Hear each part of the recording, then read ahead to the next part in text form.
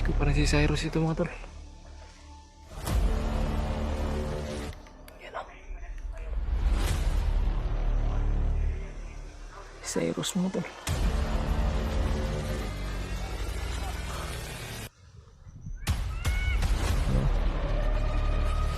Nangingi ng tulong.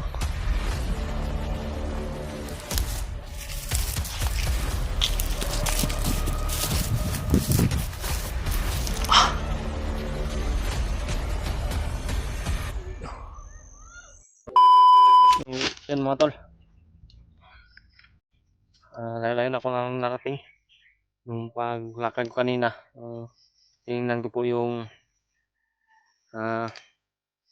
sinasabi ng mga kalaban na nandun sa unahan ay baka nandun na yung bata. Pero napuntahan ko na kanina mga tol. Pero ngunit wala na sila doon.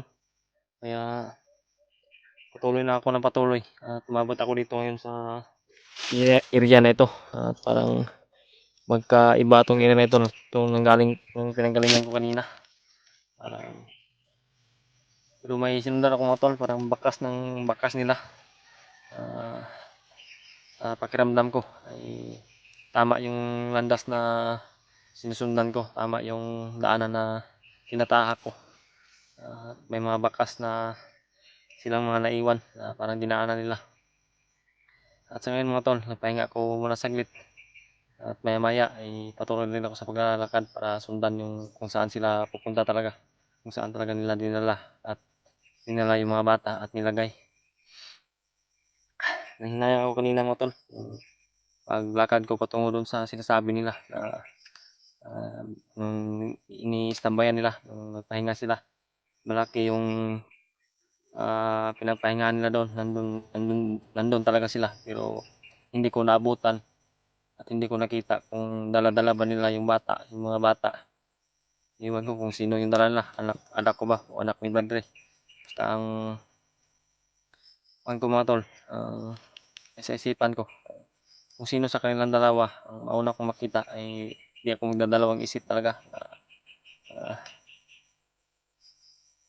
na iligtas kung nasa tamang tempo o sa tamang distansya. Pero kung sakali na hindi pwede mga tol, hindi ko po pipilitin yung sarili ko. Magkuhan na ako na muna ng oras para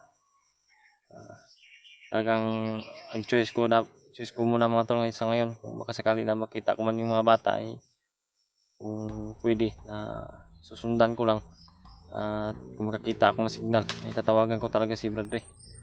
Gagawa talaga ako ng paraan para makakita ng signal at matawagan ko si Bradley para ma-report ko sa kanya at malaman din ni Bradley na na patuloy pa rin ako na sumusunod kay Commander Arnel, kay Brad Arnel at sa mga tauhan niya. So, yun talaga yung dahilan mga tol, naghiwalay kami. Sinadya namin yun, sinadya ni Bradley yun para maagaw atensyon. Yung ibang tauhan ni Brad Arnel, ni Commander Arnel ay sa kanya susunod, sa kanya hahabol at mawala yung atensyon nila sa akin. At ako yung magpapatuloy na sumusunod ngayon sa yapak ni Commander Arnel sa landas nila, sa tinatahak nila ngayon. Ako yung silbing buntot. Ako yung magkukumpirma kung saan talaga nilagay yung mga bata, kung saan nila dadalhin. Yan mga tol, nandito ako ngayon. Nagdandahan muna ako mga tol. Relax na naman ako. Ito mga tol, ito yung parang mga dinadaanan nila. May mga yapak dito. Kaya hanggang nasa isipan ko mga tol na hindi talaga ako naligaw. At kahit malayo man sila nang napuntahan ngayon, naroonan ngayon, masusundan ko sila kasi may mga dinadaanan sila dito na ito yung magtuturo kung saan sila ngayon patungo.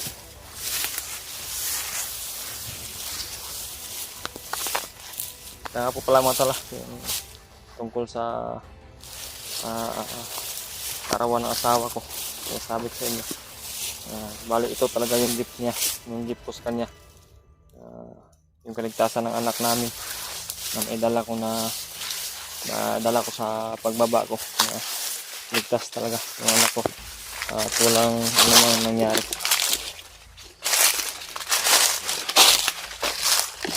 So di dapat tayo pwede mag tuloy-tuloy sa paglakad mga tol, kasi di natin alam baka may nagpaiwan ng mga kalaban yan sa unahan, o baka may nag-standby na tauhan si Commander Ranil. Delikado yung buhay natin, baka mabulabog.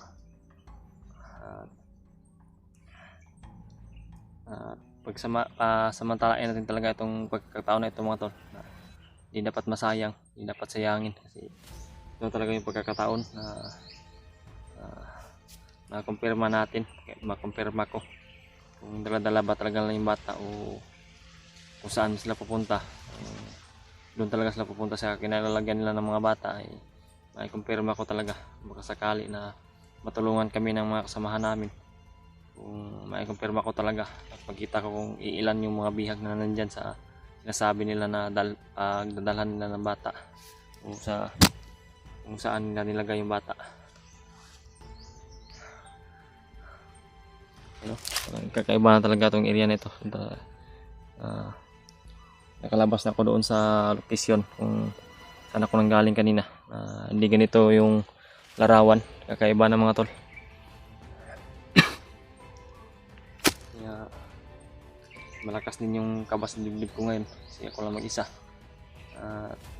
Yung istorya pa nila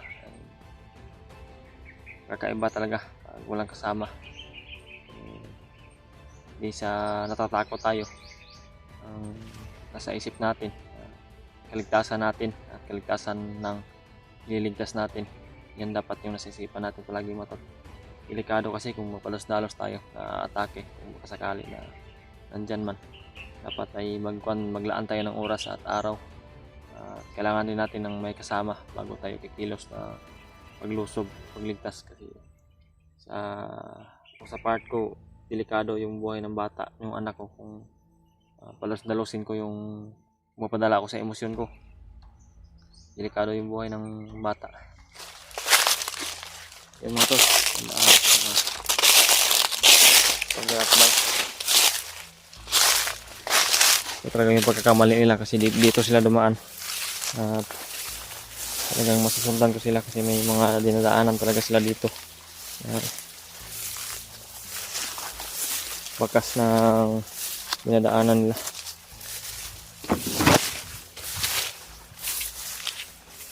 At dyan banda mga tol, parang pang dyan sa kabila.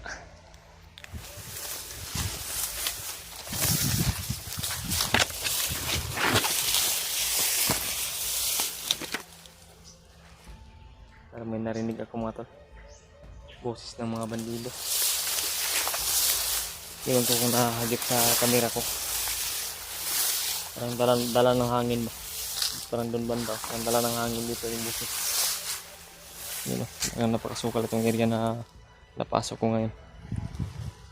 Yun o, may boses talaga mga tol.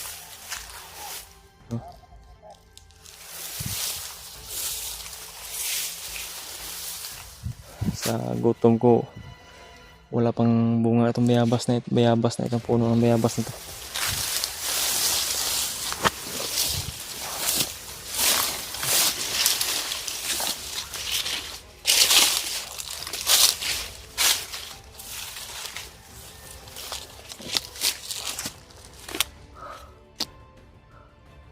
Parang palabas na itong area na ito.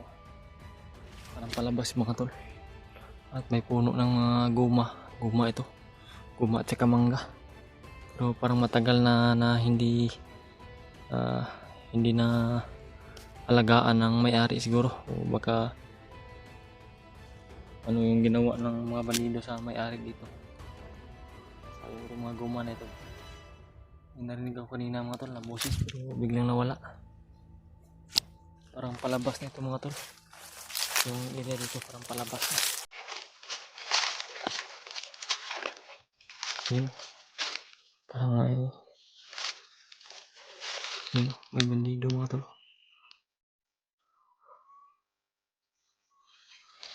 May bandido mga tol. Yan yung mga tauhan ni Nagano.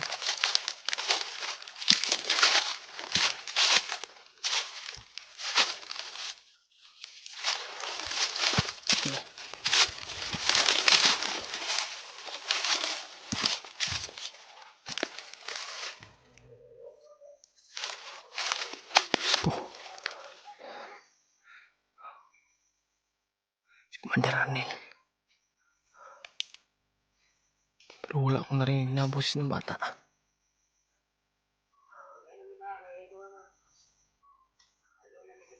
Parang daladala lang yung bata, mga tol.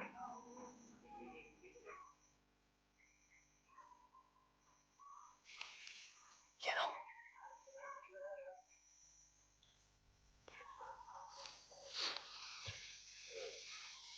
Diyos ko, bata. Diyos ko, parang si Cyrus ito, mga tol.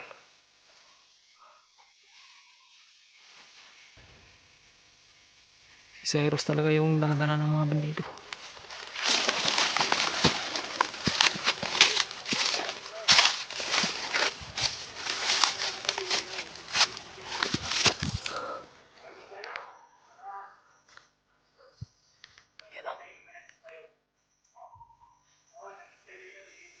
Cyrus mo to.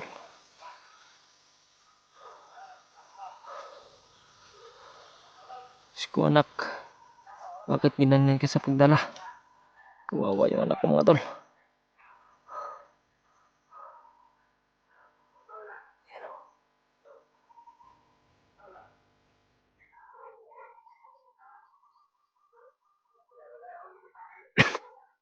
Yan.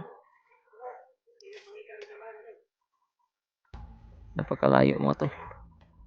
Hindi ako makagalaw nito. Hindi pwede na ako palos-dalos ako, mga tol. Na atakihin ko yan. May commander sila, mga tol. Si Brad Arnel, yung commander nila.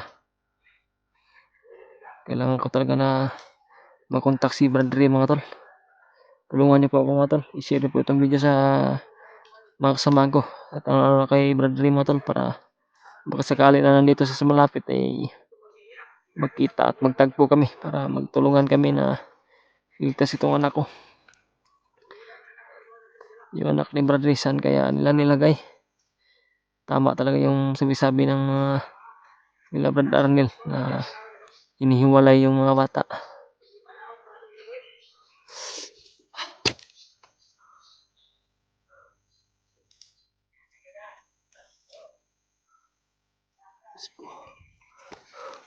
Anak, huwag kang magalala, anak. Nandito na ako. Hindi kita lalayuan.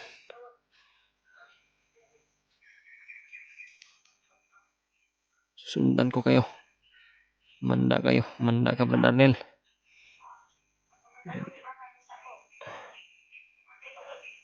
Sa kampo na sila patungo.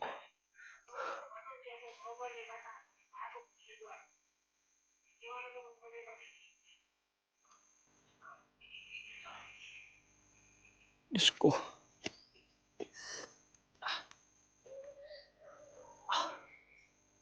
Katawan. Katawan, anak. Wala pang magawa si Dada. Nanginig yung lala. Nanginig yung laman ko, nga to.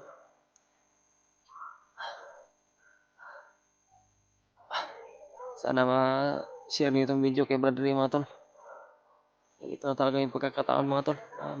Makita rin yung anak niya. Sabi ni Commander Arnel na dalhin na nila doon sa kampo na pinagalagyan ni yung anak ni Brad Ray na si Zion. Hawak ni Commander Bangkil. Brad Ray, ito na talaga yung pagkakataon, Brad. Sana makita mo itong video na to. At ma-trace mo yung location ko. At makasakali na may signal ka, kontakin mo ako, Brad.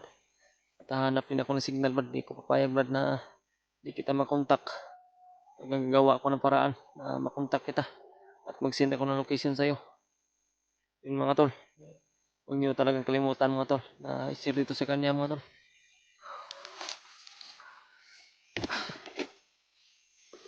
Wala akong nagawa. Hindi pwede na dalos kasi ako mga tol, delikado yung buhay ng anak ko at delikado rin yung buhay ko, baka mahuli din ako kung ano yung mangyari sa akin at kung ano yung mangyari sa anak ko. Huwag kayong mag-alala mga tol, di ko sila lalayuan, nandyan lang sila oh, dyan sila patungo at parang dyan sila papunta.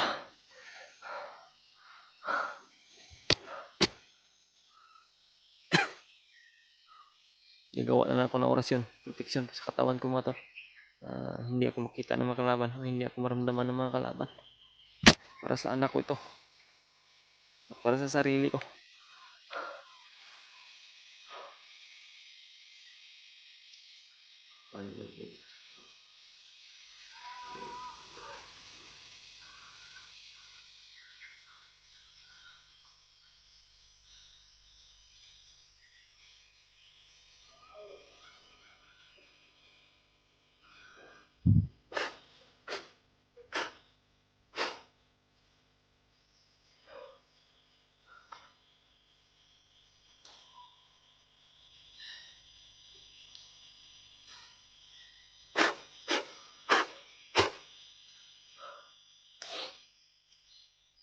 Mga tol, hindi talaga ako magpapadala sa emosyon ko mga tol. Dahil kung magpapadala ako, matatalo ako sa emosyon ko. Walang mangyari na tama. Kaya sinusunod ko palagi yung pagkalma sa sarili at minahon. Hindi ako magpadala sa emosyon ko talaga para sa kaligtasan talaga ng anak ko at sa kaligtasan ng anak ni Bradley. At yun mga tol, dadala niya talaga ito i-share niya talaga ito kay Bradley. Malaman niya na nandito na ako, nakumpirma ko na nadala na yung anak ko. Saka patungo sila sa pinalalagyan ng anak niya na si Zion. Hawak daw ni Commander Bangkel sa ngayon.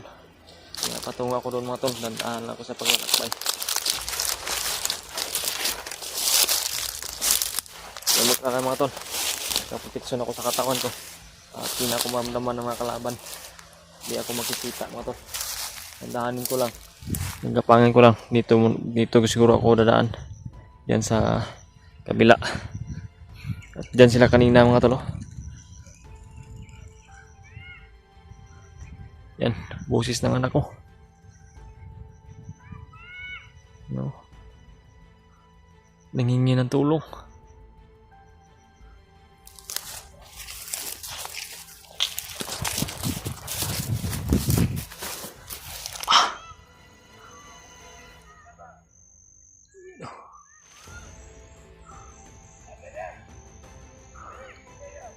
Anak, malapit na ako anak.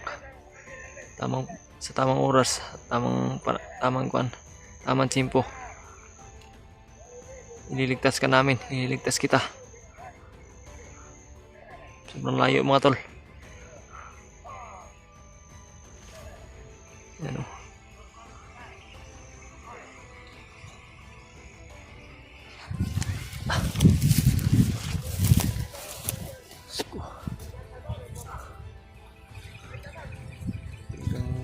Panatilihin ko mga tol na kalmado. Yan o. Boses ng anak ko talaga. Nandahan ako.